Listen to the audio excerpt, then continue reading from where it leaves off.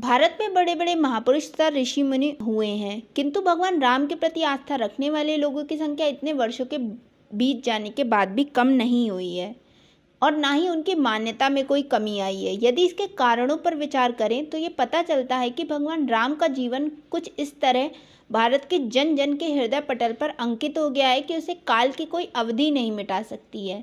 इस देश के लोग श्री राम को मर्यादा पुरुषोत्तम श्री राम कहते हैं, लेकिन क्या आप जानते हैं कि उन्हें मर्यादा पुरुषोत्तम क्यों कहा जाता है? यदि नहीं तो हमारे इस वीडियो में अंत तक ज़रूर बने रहें।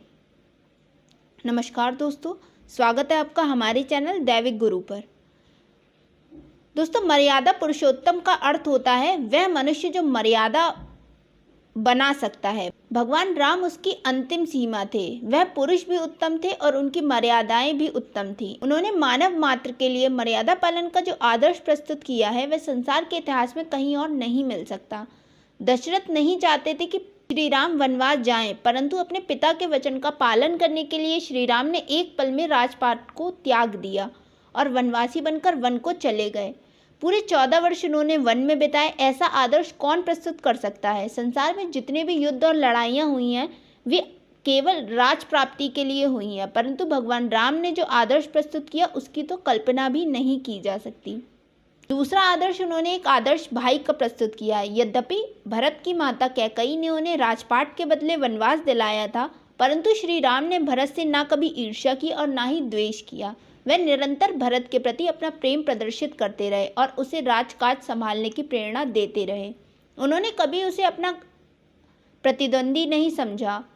मर्यादा पुरुषोत्तम राम के द्वारा स्थापित आदर्श भ्रात प्रेम के आदर्श को अपनाकर हम उनसे प्रेरणा ले सकते हैं।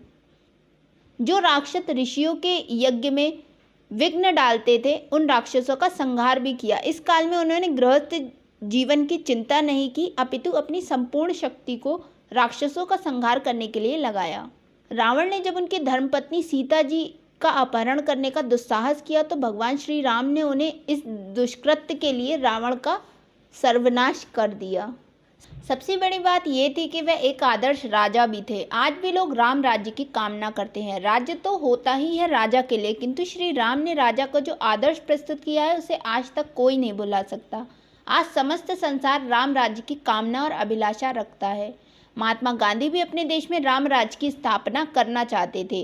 राम राज्य में कोई चोर नहीं था, कोई व्याभिचारी नहीं था, कोई भ्रष्टाचारी नहीं था, किसी प्रकार का कोई क्लेश नहीं था, इसीलिए सारी प्रजा सुखी भी थी। संक्षेप में, भगवान राम की लाखों वर्ष पश्चात भी भारतीय जनमानस में स्मृति बने रहने का मूल कारण उनका आदर्श जीवन ही है। यही कारण है कि भगवान राम हिंदू संस्कृति और सभ्यता के अभिन्न अंग बन गए हैं। भगवान राम का पवित्र और आदर्श जीवन यही प्रेरणा देता है कि हम उनकी मर्यादाओं का पालन करते हुए अपने जीवन, अपने परिवार और अपने देश को सुखी और शांतिमय बनाएं।